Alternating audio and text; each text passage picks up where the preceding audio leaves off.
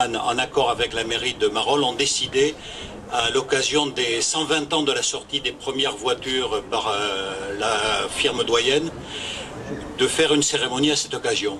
Et il m'a dit, je te charge de la réalisation des panneaux de l'exposition. Donc là, je suis parti à la découverte. Et je dois dire que ça a été une année absolument extraordinaire. Mais en fait, ce qui était extraordinaire, c'est de redécouvrir la vie d'une entreprise et son histoire. On aimerait bien que l'aventure se poursuive. Mais enfin, l'aventure se poursuit parce que vous êtes là. Il y a aujourd'hui, ici et à Marolles, sur la grande avenue de Marolles, une ambiance festive, conviviale, amicale, de gens passionnés, enthousiastes, qui s'interpellent, qui s'embrassent, qui se félicitent, qui se congratulent. Et avoir été trempé dans une affaire comme ça, ça gratifie d'une manière formidable. J'ai eu la chance d'avoir à faire la présentation de l'exposition à 4 groupes d'enfants des écoles. J'espère que dans leur mémoire, ils se souviendront tous que dans leur village est né, il y a bien longtemps, un petit bonhomme qui s'appelait Émile Levasseur, qui était fils d'agriculteur, qui a monté à la force des poignets, qui a réussi à intégrer l'école centrale, et qui, par son génie de la mécanique et des trouvailles, avec le soutien budgétaire, a le premier conçu un véhicule qui allait donner naissance, dont le modèle allait être repris par tous les véhicules automobiles de la planète, qui s'appelle Mercedes Ford. La première série de véhicules automobiles au monde, les 30 véhicules, c'était Panhard et Levasseur, et c'était il y a 120 ans. Vous êtes tous formidables, merci, et bonne journée, très belle exposition.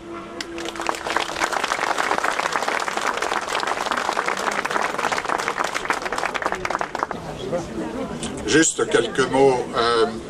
Au lieu et place de Christian Panhard, président de la Fédération Panhard et Levasseur, cette Fédération Panhard et Levasseur rassemble l'ensemble des clubs Panhard français et répartis également dans le monde. Et c'est grâce à la mobilisation des clubs sous l'égide de la Fédération Panhard et Levasseur que vous avez un petit panel des voitures de la marque doyenne, ici et évidemment devant la salle des fêtes François Desgaret. Et je tiens à rendre hommage à la mobilisation des clubs Panhard, ici présents. Certains viennent de l'étranger. J'ai le souvenir d'avoir rencontré tout à l'heure des personnes qui venaient de Finlande. Et vous voyez que le rayonnement de Panhard se poursuit en automobile. Mais ici, vous avez des panels tout à fait remarquables d'ancêtres. Je vous présente le dernier modèle conçu par Émile Levasseur. Elle est sortie de chez Panhard et Levasseur en juillet 1897. Émile Levasseur est décédé le 14 avril 1897 et c'est son dernier enfant. J'étais très heureux de pouvoir le faire venir à cette occasion-là. Voilà, merci de m'avoir écouté. Merci à tous les clubs ici présents qui ont su se mobiliser pour assembler une centaine de voitures de la marque doyenne.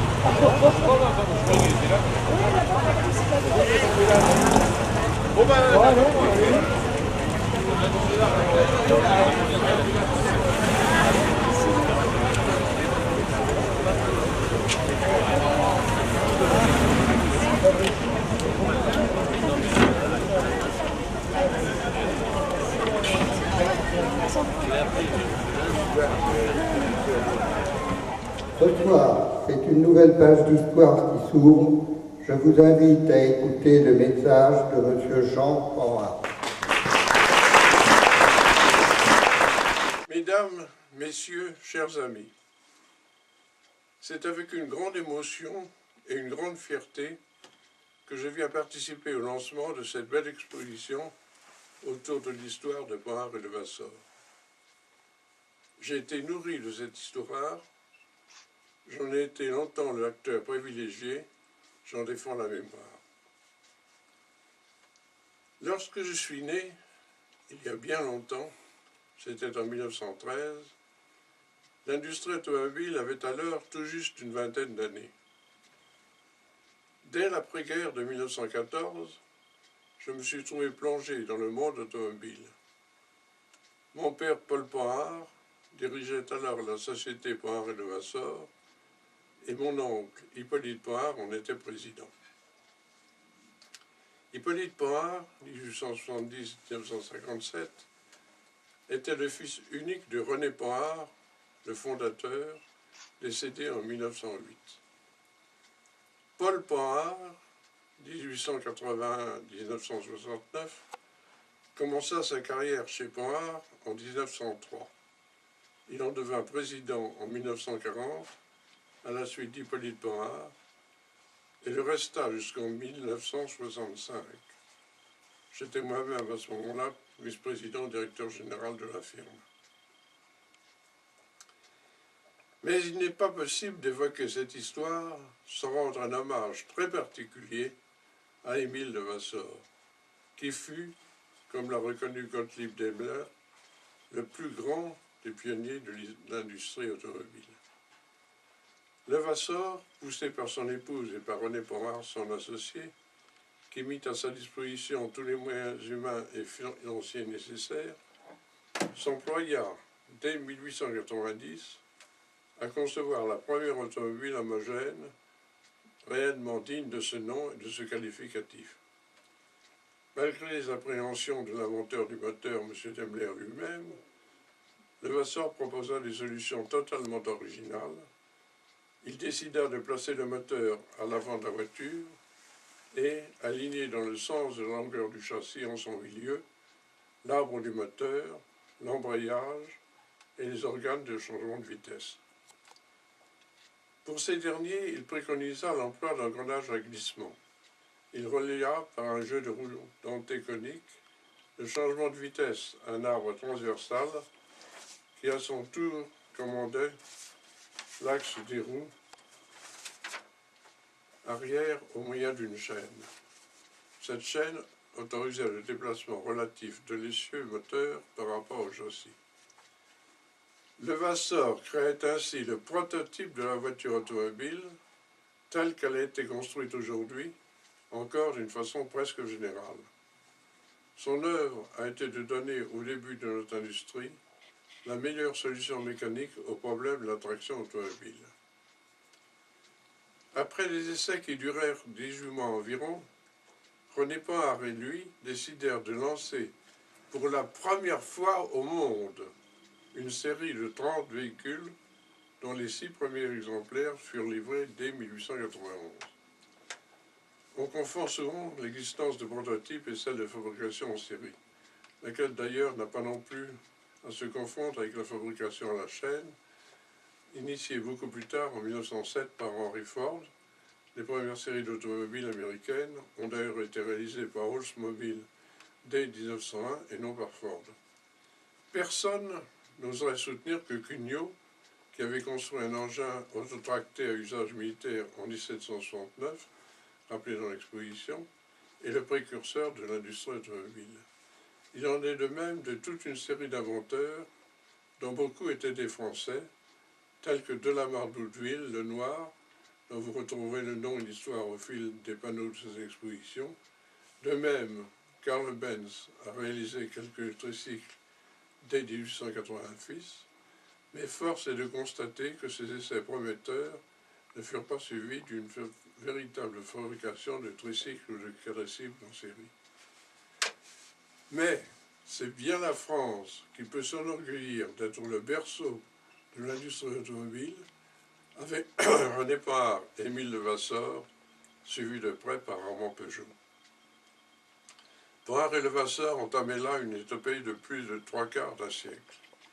Tous ceux qui ont porté témoignage sur Émile Levasseur ont souligné sa foi dans l'avenir des voitures automobiles, sa persévérance dans la recherche des perfectionnements à apporter à ces véhicules, ses efforts pour chercher à les faire naître et à développer de nouveaux modes de commotion dans le public.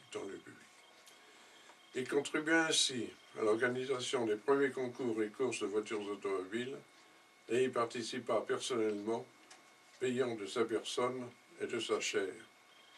Le destin, hélas, le retira trop tôt de cette belle aventure.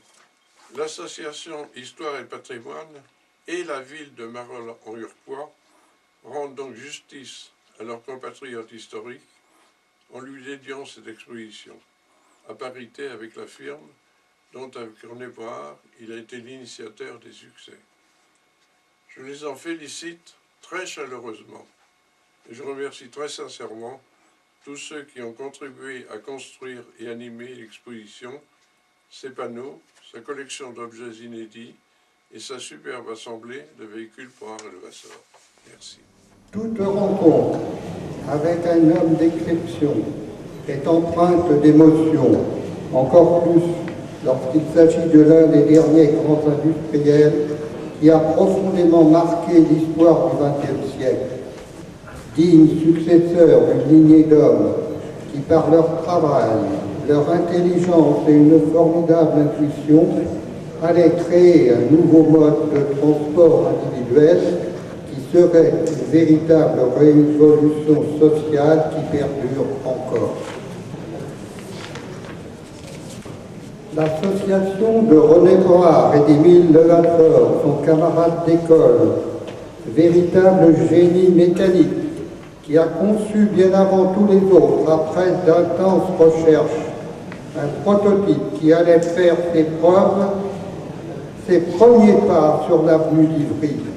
Monsieur Jean Bohard nous a rappelé la composition de cette étrange machine qui, quelques mois plus tard, serait produite de façon industrielle il y a exactement 120 ans.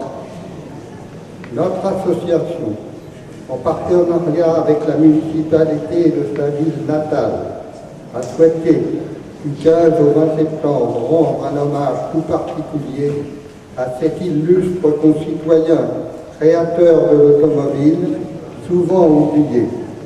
Émile Levasseur n'a pas seulement été un créateur, il a aussi été, avec René Point, à l'origine du lancement des courses automobiles. Pour prouver la supériorité de leurs machines, ils organiseront la première grande course automobile, Paris-Bordeaux-Paris, 1200 km. C'est Émile Levasseur qui sera sur le départ, conduisant la voiture numéro 5.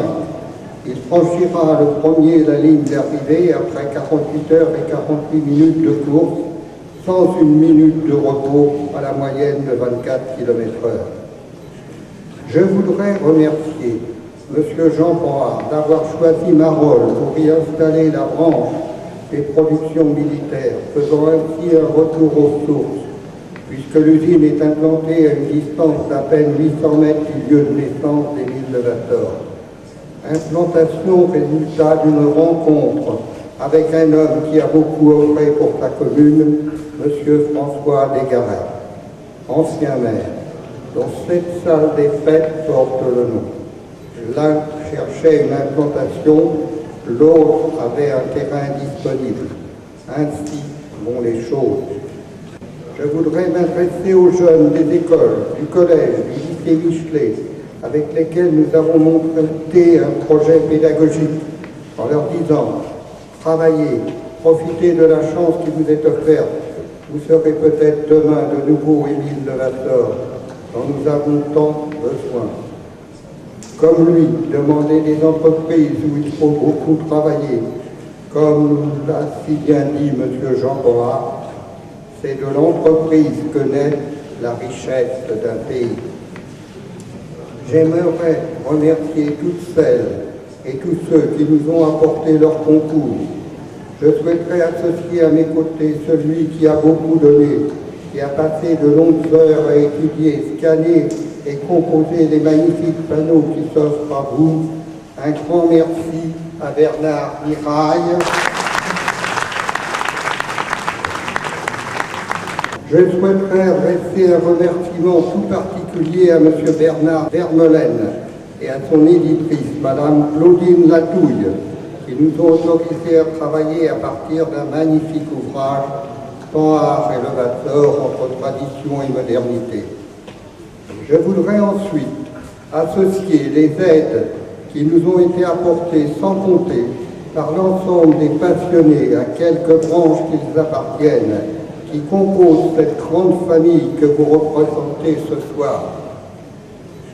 Vous qui êtes venus de toute la France, d'Angleterre, de Belgique, de Hollande, de Finlande, un remerciement particulier, galanterie française oblige, à Madame Josiane Carré et Monsieur de Valence, mémoire de l'entreprise, ainsi qu'aux frères Leroy, Jean-Marc et Hervé, nos voisins d'Arpajon. Tous ont mis leurs archives à notre disposition. Notre association a fait de son mieux pour vous accueillir avec les moyens dont elle dispose, en espérant que notre ouvrage, l'épopée de l'automobile, sera le lien qui vous unira à Marolles. Je vous remercie. Messieurs les élus,